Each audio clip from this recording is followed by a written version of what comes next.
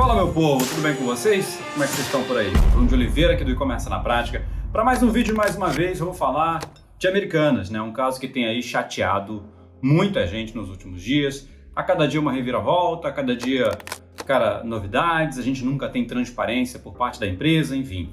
Estou gravando um vídeo com as mais recentes notícias sobre o assunto. Americanas pediu recuperação judicial, o que já era praticamente considerado eminente, né? Inclusive eu divulguei isso lá no Instagram. Se você ainda não me segue, segue lá, Bruno Oliveira Oficial. A situação da empresa era muito delicada, né? Já tinha realmente admitido que ao invés de 18, 19 bilhões de reais em dívidas, ela tinha 43 bilhões de reais em dívidas e não tem como, né, sustentar um negócio desse de uma hora para outra, né? Não tem como uma empresa que dorme com 19 bilhões em dívidas e acorda com 43 bilhões não despertar a ira dos seus credores, né? Os credores da Americanas foram para a luta. A Americanas conseguiu na justiça uma liminar que impedia credores de cobrar ela, mas os credores não ficaram satisfeitos, né, com isso. Eles foram à luta, foram à justiça para bloquear recursos, BTG conseguiu bloquear recursos, Bradesco conseguiu bloquear recursos, além de vários outros players que podem ter conseguido isso, a gente não sabe. Mas qual o ponto que a gente chegou, né? A empresa divulgou para o mercado, né, alguns dias atrás, que tinha uma posição de caixa sólida, né, de 8, 9 bilhões de reais em caixa. E surpreendentemente, no pedido de recuperação judicial que ela fez hoje, ela disse que tem apenas 450 milhões de reais em caixa. Cara, como que uma empresa desse porte comete erros nesse nível? Assim, ela ainda justifica dizendo que os bancos cortaram linhas de crédito em relação à antecipação de recebíveis. Cara, assim, se você fala que você tem 8 bilhões em caixa, é dinheiro lá, saldo, né? Recebíveis é uma outra história, né, cara? Assim, é impressionante o que a gente está vivendo em relação a Americanas. Pedido de recuperação judicial foi enviado, né? Isso ainda vai ser analisado pelo juiz. E se for realmente concedido recuperação judicial Americanas, coisa que deve ser concedido, como é que funciona essa história, né? A empresa ganha 180 dias de blindagem. Durante esse período, ninguém pode cobrar Americanas, ela não pode ter recursos bloqueados, enfim. Nada pode acontecer em relação às despesas e dívidas da empresa. Ela tem esse período para criar um plano de recuperação e apresentar isso, né, para o juiz, né, apresentar isso no processo. E isso, obviamente, é avaliado junto com credores e por aí vai. Se aprovado, a empresa vai implementar esse plano de recuperação.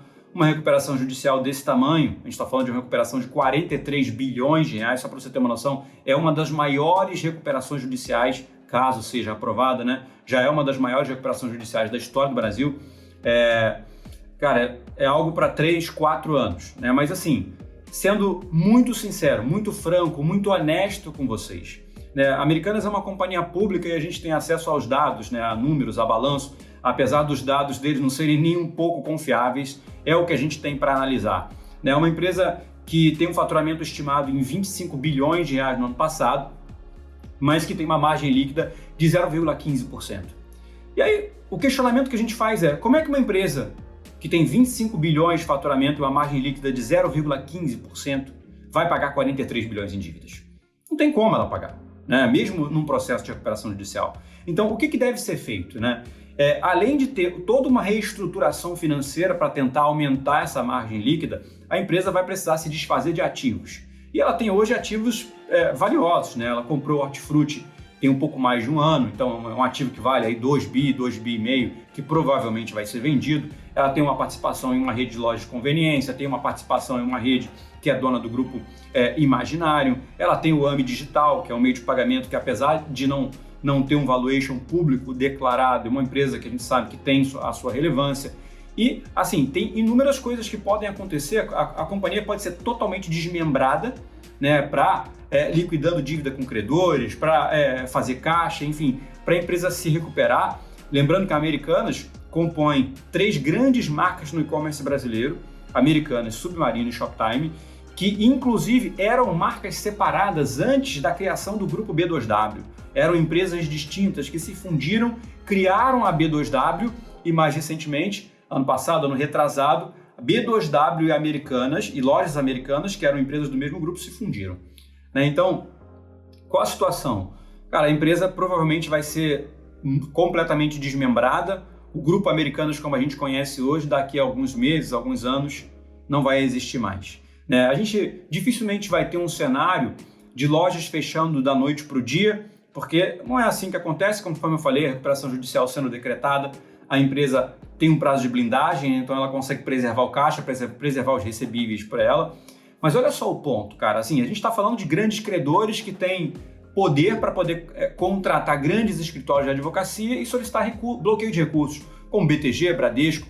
Mas e os credores menores da Americanas? Os 43 bilhões de reais em dívida que eles declararam não são para 5, 6, 7, 8 grandes bancos, não. São 16 mil credores que têm esse dinheiro a receber da Americanas.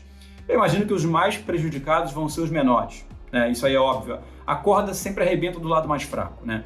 E você que está acompanhando a gente no E-Commerce na Prática, você que vende em marketplaces, você que possivelmente vende na Americanas, pode estar na dúvida. E aí, Bruno, o que eu faço? Cara, assim, eu acredito que só você pode tomar uma decisão em relação ao teu negócio. Eu não sei o quanto a Americanas é relevante em relação ao que você fatura.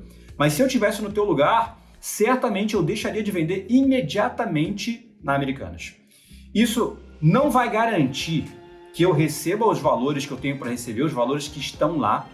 Isso aí, ninguém sabe o que vai acontecer, ninguém sabe se você vai conseguir, vai receber. Eu, do fundo do meu coração, espero que a Americanas seja responsável com os sellers, né? Que ela seja responsável com os sellers. Esse dinheiro que pode estar no caixa dela ou pode estar em recebíveis, mas que foi venda dentro de marketplace de um seller, esse dinheiro não é dela. Esse dinheiro não é dela. Ela tem que repassar esse dinheiro para os vendedores. Então, assim, se você está assistindo esse vídeo, cara, compartilha esse vídeo com outros vendedores, com pessoas da tua equipe, com pessoas que você conhece que vendem pela internet, né? Os vendedores têm dinheiro dentro da Americanas e eles têm que receber. E, cara, possivelmente, assim, eles são o elo mais fraco dessa história, né? A gente tem pequenas empresas, a gente tem empresas familiares, a gente tem empresas, cara, que muitas vezes funcionam em casa, funcionam com um casal, marido e mulher e marido, assim. Essas pessoas não podem deixar de receber os seus valores. Mas elas também não são obrigadas a continuar vendendo na Americanas e continuar acreditando em uma empresa que mente. Continuar acreditando em uma empresa que não é transparente, assim. Então, assim, fica aqui o meu posicionamento. Não é um posicionamento, assim, de revolta, é um posicionamento de decepção, de profunda decepção com a Americanas. Empresa que, cara, eu acompanho desde que eu comecei nesse mercado, né?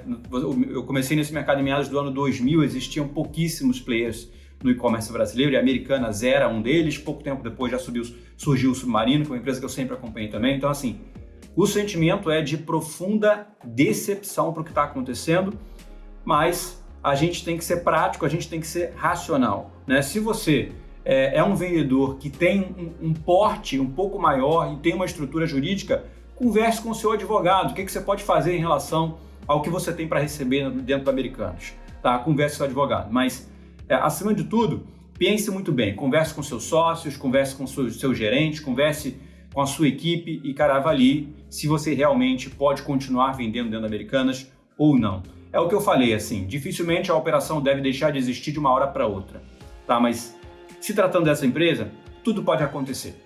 Tudo pode acontecer literalmente, né? Tudo o que eles falaram a público até agora não se confirmou. Então a gente não pode simplesmente confiar neles cegamente, né? A gente tem que aguardar os próximos passos e, de preferência, sem colocar, cara, sem deixar o teu na reta, basicamente, tá?